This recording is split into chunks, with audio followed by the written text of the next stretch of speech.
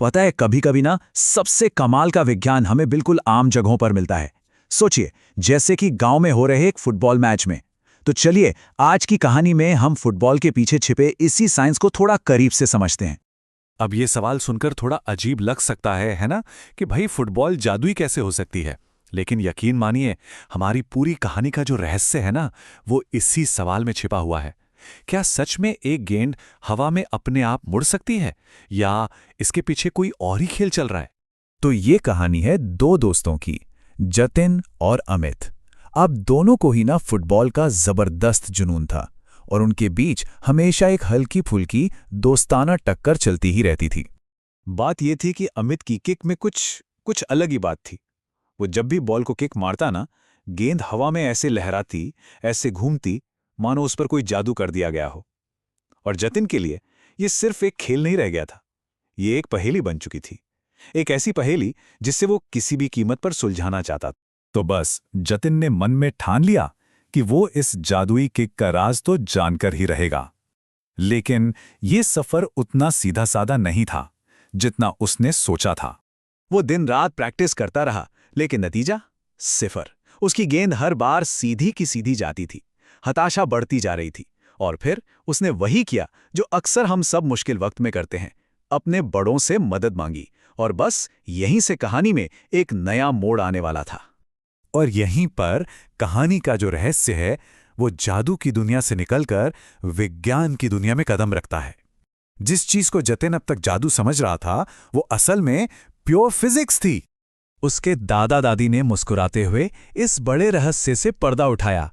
उन्होंने कहा, बेटा, ये कोई जादू नहीं है, ये तो विज्ञान है। इसे मैग्नस प्रभाव कहते हैं। बस इस एक वाक्य ने जतिन की सोच ही बदल दी। मैग्नस प्रभाव?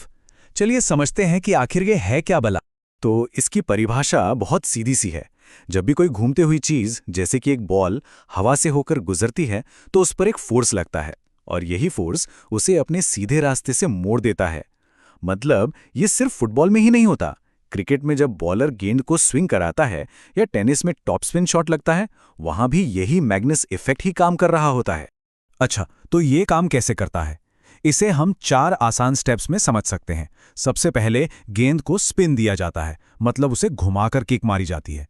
अब इस घुमाव की वजह से गेंद के एक तरफ हवा तेजी से निकलती है और दूसरी तरफ धीमी गति से।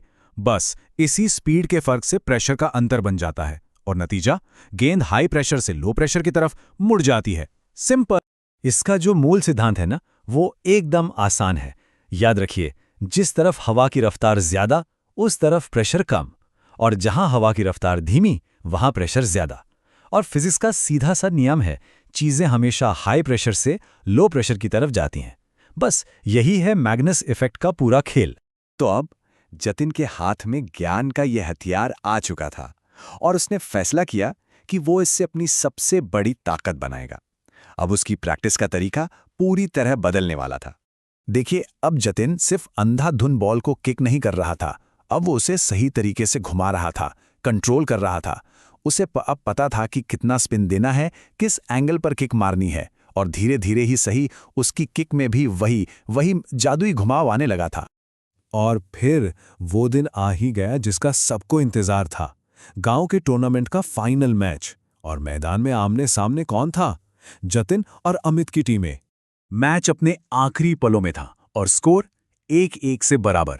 माहौल में जबरदस्त टेंशन थी, सबकी सांसें अटकी हुई थी। खेल खत्म होने में बस कुछ ही सेकंड्स बचे थे। अब बस एक गोल और सब कुछ तय हो जाता। और ठीक उसी वक्त जतिन की टीम को एक कॉर्नर किक मिल गई। ये जीतने का आखिरी मौका था। सबकी नजरें अब सिर्फ जतिन पर टिकी थी। ये वही पल था जिसके लिए उसने इतनी मेहनत की थी। जतिन ने गहरी सांस ली, मैग्नस इफेक्ट को दिमाग में रखा और गेंद को बिल्कुल परफेक्ट स्पिन के साथ किक मार दी। गेंद हवा में लहराई, गोलकीपर को पूरी तरह से चकमा दिया और सीधी नेट के अंदर गोल। जतिन की टीम मैच जीत चुकी थी। लेकिन ये कहानी सिर्फ एक मैच जीतने की नहीं है। नहीं, ये उससे कहीं ज्यादा बड़ी है। मैच के बाद जतिन अमित के पास गया, उसे गले लगाया और कहा, आज मैं जीता जरूर, लेकिन इसमें हमारी दोस्ती और इस विज्ञान का भी हाथ है। ये दिखाता है कि असली जीत सिर्फ स्कोरबोर्ड पर नहीं होती, बल्कि ज्ञान को समझने और उसे बांटने में होती है। तो इस पूरी कहानी से हमें क्या सीख मिलती है? पहली बात, जिज्ञासा ही सीखने की पहली सीढ़ी है। दूसरी, ज्ञान आपको असल में ताकत देता है। तीसरी, प्रैक्टिस ही है जो थ्योरी को स्किल में बदलती है।